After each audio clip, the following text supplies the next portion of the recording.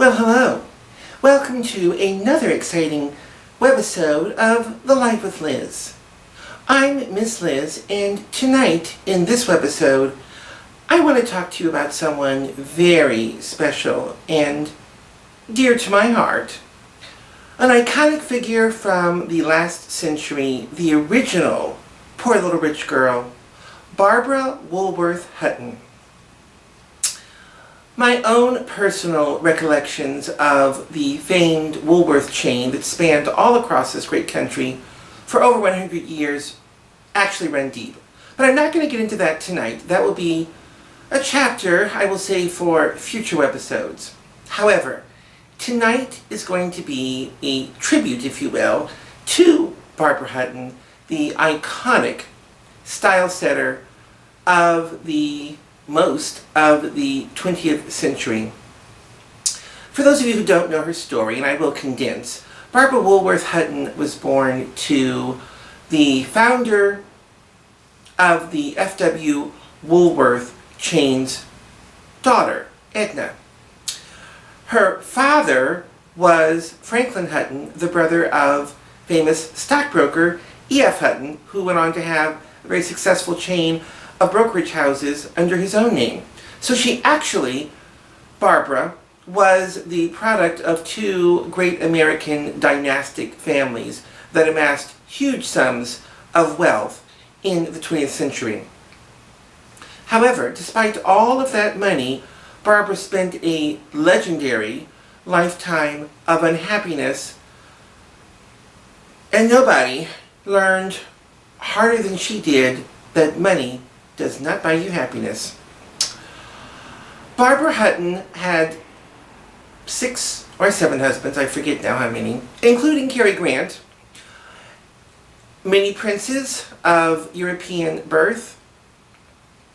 None of them brought her happiness. She inherited $50 million during the Depression, and when she died 40 some odd years later, she only had $3,500 left in her bank account.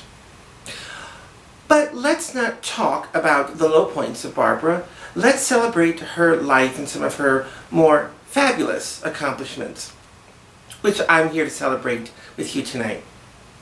I'm wearing this caftan, this very Moorish-inspired caftan, because Barbara Hutton in later years flocked to Morocco and actually made that her second or third or fourth, because she had many houses all across the world.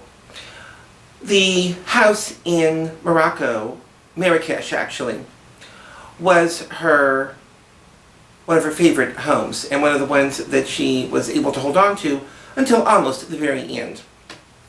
This caftan is a traditional and very vibrant in color type of caftan that Barbara herself would have favored. But before she discovered Morocco, she was very much a part of cafe society. As you see, her picture from 1940 graces this very good book, and they chose to put her on the cover, really a testimony to just how vibrant and how brilliant her star was during that time. Now, you probably cannot see it here in this picture, but Barbara Hutton is actually wearing one of her great treasures. She amassed a fantastic and fabulous, and much coveted, I might add, jewelry collection. And one of the stars of her collection was the Pasha diamond ring. The Pasha diamond ring is to this day famous because it was one of the largest types of rings of its kind. I was fascinated by it, and so fascinated that I actually contacted one of today's world-famous jewelers, Scott Sucher, to create a duplication for me. And this is the result. This is the Pasha ring, or, of course, a duplication. It's not the original that Barbara Hutton had. The one she had, nobody knows where it is today. We believe it's somewhere in Italy in the hands of a private collector, but we don't know for sure.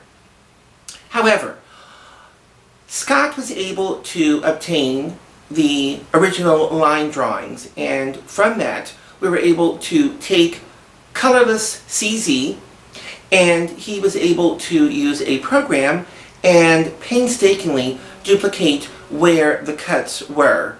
Now, I'll get a little bit closer so that you can see just how beautiful this really is. It just sparkles. It's 40 carats. It was, the original, an octagon shape. And when I had this ring created, I said, let's duplicate the original shape that Barbara bought. She actually didn't like the octagon shape, and she sent it back to Cartier to have it rounded, and it lost a teeny bit of its carat weight in the process. It went down to 38 carats from 40. But it was still a magnificent ring. It is a type 2A, which means it is almost certainly from the old Golconda mines in India, which lost its mineral deposits centuries ago. A lot of the world's famous diamonds, such as the Pasha, such as Elizabeth Taylor's Krupp diamond, and many, many others that are now in private collections and museums, came from the old Golconda mines. What is remarkable about those Type 2A diamonds is that not only are they, most of them, internally flawless, but they actually radiate a blue fluorescence when you see them under natural light. Something that, of course, we could not duplicate with CZ. But all the other properties he was able to get and duplicate very well. The Pasha ring was Barbara's treasure, and she wore it almost every day until the last day of her life. The story goes that upon her deathbed, lying in her suite at the Beverly Wilshire Hotel, when she finally did die of cardiac arrest, her attorney came in, took the Pasha off of her finger, and put it into a brown paper bag, similar to the type you would get at a corner liquor store, and it was slipped out of the country. It never hit the auction blocks. It was traded privately. And that is just a small example of how one of America's great fortunes was depleted with the help of many, many, many hangers-on. So, while the real one remains obscured somewhere in a European collection, this very faithful and I think stunning recreation can now be enjoyed every time I wear it. And wear it I do with great pleasure. This is my tribute to Barbara Hutton.